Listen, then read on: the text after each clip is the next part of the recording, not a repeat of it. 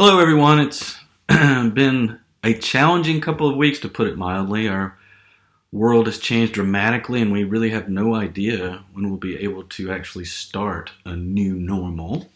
Kind of feels like being in a holding pattern, and yet time moves on. I look outside, I see trees and flowers blooming, I see pollen covering everything with its yellow blanket of dust. But I wanted to spend some time today really talking about how we might can find some inner peace during this global crisis. My first caveat is that the process I'm about to explain may or may not work for you. I know that's a ringing endorsement. It may or may not work. But I honestly believe that a one-size-fits-all approach to mental health is just non-existent. It's one of the reasons I don't like typically self-help books. To put it bluntly, if I read a self-help book and then I put into process the things that it suggests that I do and it doesn't work for me, the tendency is for me to feel bad about myself, that I can't do it, and not that there's actually something wrong necessarily with the book. There's something wrong with me. Anyway, that's why I say this may or may not work for you. If you try this process and it doesn't work for you, then please know it doesn't mean there's something wrong with you. It doesn't mean it's because of you. It just means that it's just not the process for you, and you can find something else that will work for you. And I'll also be honest that just because I'm sharing this process with you, it doesn't mean that I get it perfect myself all the time. It's challenging. But what I will say is that it takes practice, and it's a moment-to-moment adventure. It's not just day to day. It's often moment to moment. Okay? So let's get started then. This entire message that I'm about to share with you was really sparked by a comment from my wise wife, Lisa. She said something, and I'm not as eloquent with it as she was, but she said something to the effect that, we never really know what's going to happen in the future. We think we do. We feel confident in that we'll be here tomorrow and that our plans that we've made, that we'll be able to do them. But honestly, we don't really know. And in that way, this time that we're in right now is not really different. And I agree with her very much. And I think the biggest difference right now is level of certainty with routine. Most of the time we really feel certain that tomorrow we'll wake up and do pretty much the same thing we did today, right? Whether it's, take care of the kids or go to work or go to the grocery store or get a haircut or clean the house or whatever it is. But really, all that certainty of routine is faith. Faith that everything is going to be normal. Faith that you are doing okay. For some of you, when I say the word faith, you connect it with your relationship to the divine, to a higher power. You have faith in a loving God that is in control of the history of the universe. For others, when I say faith, it's you connect your thoughts about humanity and its goodness. Still others may have faith that the natural order of life will balance out. Regardless of how you define it, most of us operate on varying levels of faith, even if it's simply just faith that things will work the way they're supposed to. Right? So for example, in that type of faith, when you drive a car, you have faith that when you push down on the gas pedal, the car will go. Or when you push down on the brake pedal, the car will stop. This might seem like a silly example, but just stay with me here. I would venture to say that most of us don't really know how a car works. Some do, but most of us don't really know all the mechanical processes that takes place from the moment you push down on a gas pedal to the moment the car goes. Right? You see this as an example of the ultimate faith. What I like to call relaxing in the not knowing. You don't have to know how it works. You just know that it does. And you have faith that every time you put your foot on that gas pedal that the car will go. Right? Now, I know that driving a car for some also creates anxiety. And certainly anxiety is a part of everyday living for all of us at different levels, just like faith. So let's try this, all right? What if we look at both anxiety and faith on the same continuum, right? On the one side, there's an anxiety so crippling that you can't even leave your house. And on the other side is faith so powerful that you have no worries and can relax in the not knowing. Okay? Those are the two polar ends of the continuum. Now, most of us operate somewhere in between, and the levels can change with context, right? With whatever it is you're doing or thinking about, whatever is happening in the moments of your life. However, the closer you are to the side of faith, the more likely it is that you're going to have peace in your heart. Why is that? Why? Well, most of us, anxiety is centered on things that are out of our control. If you have anxiety about driving, it's maybe because you're worried about other drivers. They are out of your control. If you could control everything, you'd probably have less anxiety like you might have now. But what I would say, just as an aside, as a little tangent, is that you also, if you could control everything, you also probably would develop different anxieties about having all the responsibility. But that's another message. That's for another time. The point is that the closer you are to the faith end of the spectrum, the less you worry about being in control, and the less you worry about your responsibilities, and the less you worry about what you don't control. One thing some of you might be saying right now is, hey, Clay, one thing I know I can't control are my emotions. They're all over the place, or some of my emotions are just so strong I can't overcome them. And I totally understand that. I totally get that. Really, really, really, I do. There's so much uncertainty, so much unknown. We don't have much, if any, practice in living this way. We really don't. We don't have much, if any, practice relaxing in this type of not knowing. So how do we develop the faith needed to overcome such uncertainty? Well, the process is the same now as it was a month or so ago.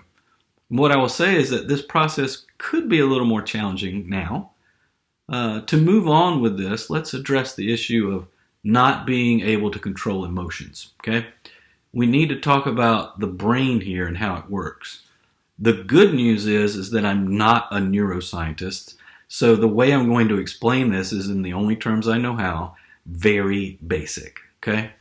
So, with certain functions, in our case, thoughts and feelings, okay, the brain develops a default way of thinking about things based on how much we think about those things.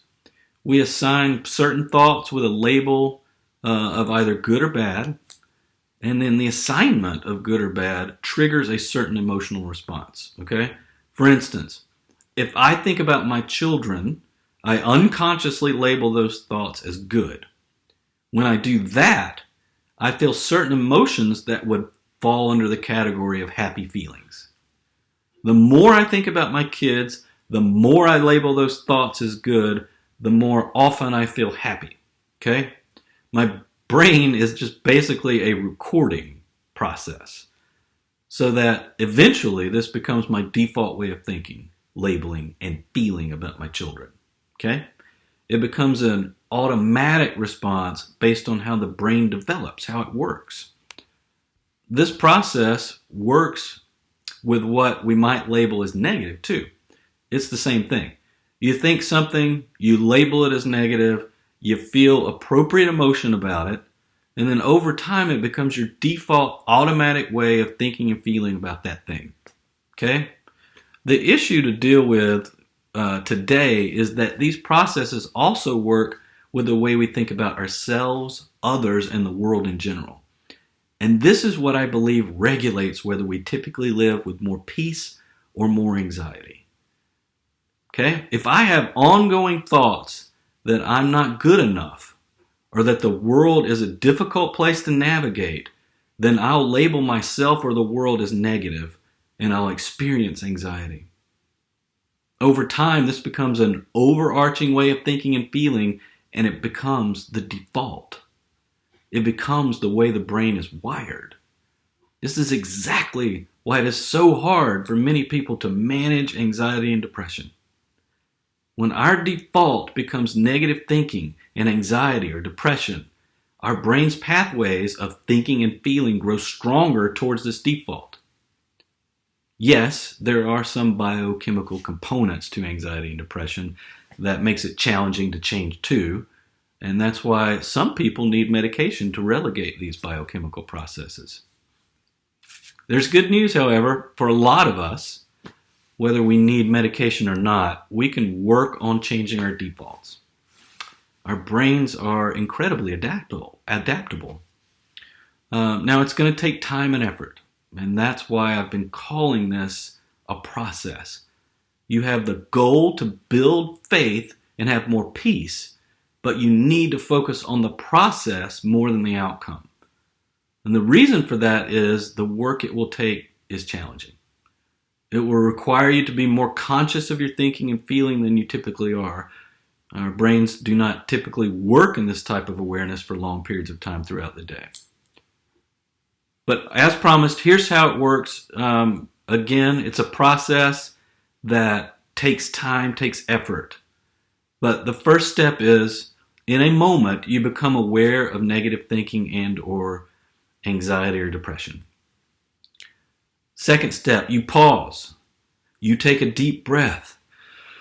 On the exhale, think about peace and let that thought sink into you as you release your breath.